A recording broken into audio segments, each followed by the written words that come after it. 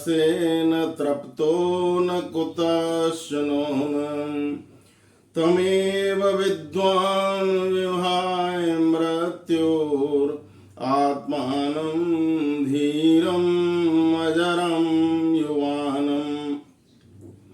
इस प्रातःकालीन अमृत बेला में सभी को सादर सप्रेम नमस्ते। हम सभी जानते हैं कि कल महर्षि दयानंद सरस्वती की जयंती थी और अभी 2 दिन बाद महाशिवरात्रि के दिन उनका ऋषि बोधोत्सव भी मनाया जाता है। तो आइए आज हम ऋषि दयानंद के योगदान के संबंध में थोड़ी चर्चा करते हैं। महर्षि दयानंद का जन्म गुजरात में टंकारा नामक ग्राम में सन 1824 में संवत 1881 में हुआ था, फागुन कृष्ण दशमी को।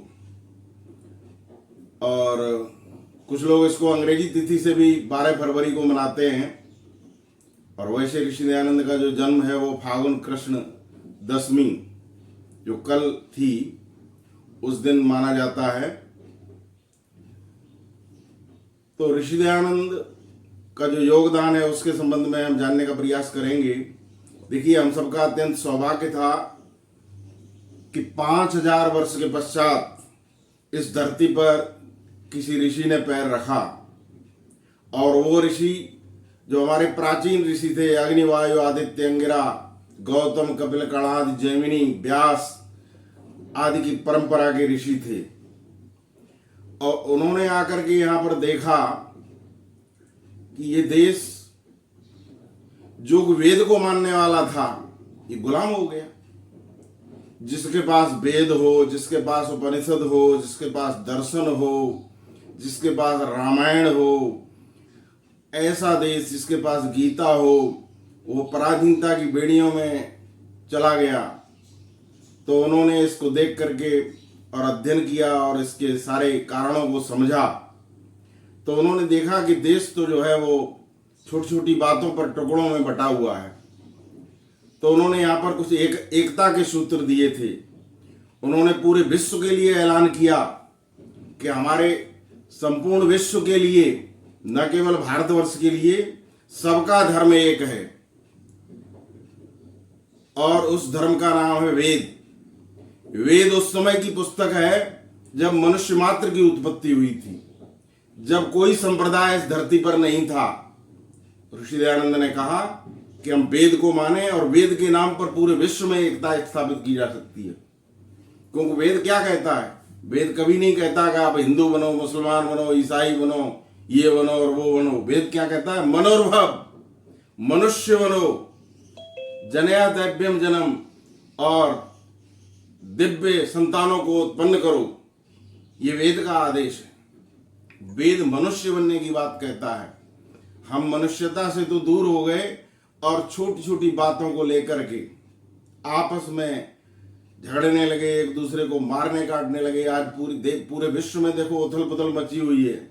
इसका केवल और केवल एक कारण है कि लोग नास्तिक हो गए, लोग ईश्वर की सत्ता में विश्वास नहीं रखते। तो ऋषि दयानंद ने कहा कि वेद हम सबका धार्मिक ग्रंथ है। वेद के नाम पर पूरे विश्व को एक किया जा सकता है। उन्होंने कहा कि जितने भी बाद की पुस्तकें हैं जिनसे संप्रदायवाद का जन्म हुआ वो हम सबको बांटने वाली हैं। उनमें जो जो अच्छी बातें हैं उनको हमको मान लेना चाहिए, और जो वेदानुकूल हैं, जो वेद के अनुकूल हैं, वही बातें, क्योंकि वेद परमात्मा की वाणी है। जिस तरह से परमपिता परमात्मा ने सृष्टि बनाई थी उसी तरह से सृष्टि के आरंभ में इसका एक विधान बनाया था। कोई कार का निर्माता, कोई मोटरसाइकिल का निर्माता जिस समय कार बनाता है उस समय एक बुकलेट भी देता है कि आपको इस कार को इसके अनुसार चलाना है। इसी तरह से उस परमपिता परमात्मा ने जब इस सृष्टि को बनाया था तो उस समय उन्होंने भी एक पुस्तक दी थी, उसका नाम है वेद। वेद दुनिया की सबसे पहली पुस्तक है और वेद जो है परमपिता परमात्मा की वाणी है। ईश्वर हम सबका भला चाहता है, वो कभी बुरा चाहता ही नहीं है। तो ऋषि दयानंद कहते हैं आइए हम लोग वेद की शरण में आए। यहाँ पर लोग ईश्वर के नाम से बटे हुए थे। ऋषि ने कहा कि ईश्वर के गुण अनंत हैं, इसके कारण उसके नाम भी अनंत हैं। सत्यार्थ प्रकाश के पहले समोल्लास में उन्होंने 100 नामों की व्याख्या की। ऋषि दयानंद ने कहा कि ईश्वर के नाम से आपको झगड़ने की कोई आवश्यकता नहीं है। वो सृष्टि की रचना करता है, इसलिए उसी का नाम ब्रह्मा है, और वो सब जगह व्यापक है, इसलिए उसको ब्रह्म कहते हैं। वो पालन करता है, इसलिए उसको विष्णु कहा जाता है। वो संहार करता है, इसलिए उसको रुद्र कहा जाता है। वो सबका कल्याण करता है, इसलिए उसको शिव कहा जाता है। ऋषि दयानंद ने कहा कि पूरी दुनिया में सबके लिए, सबका मालिक, सबका रचयिता, सृष्टि का कर्ता वो परमपिता परमात्मा है। आइए हम उसकी उपासना करें। ऋषि दयानंद ने आर्य समाज के पहले 2 नियमों में ईश्वर क्या है इसके संबंध में बता दिया और कहा कि उसी की उपासना करनी योग्य है। हम उपासना पद्धति को भी भूल गए थे, भगवानों के नाम पर आपस में लड़ा करते थे। हमको ये मालूम ही नहीं था कि उपासना कैसे की जाती है। यहाँ इस कार्यक्रम के अंत में बड़ा अच्छा एक कार्यक्रम के बीच में एक भाग चलता है योग साधना का। माता जी यहाँ पर हर रविवार को आकर के आपको ध्यान का अभ्यास कराती हैं। ये ऋषि दयानंद द्वारा दी हुई पद्धति है। ऋषि दयानंद चाहते थे कि भारत का नहीं, पूरे विश्व का प्रत्येक नागरिक उस परम पिता परमात्मा के आनंद में डुबकी लगाए। वो सत्यार्थ प्रकाश में ऋग्वेद आदि भाष्य भूमिका में जगह जगह लिखते हैं कि समाधि लगा करके जिस तरह से कोई गोताखोर समुद्र में जाकर के रत्न ढूंढ करके लाता है, उसी तरह से हम ध्यान अवस्थित होकर के परमात्मा के आनंद में डूब जाएं, और तब जो है ईश्वर हमको बहुत कुछ देगा। वो उन्होंने उपासना पद्धति सिखाई।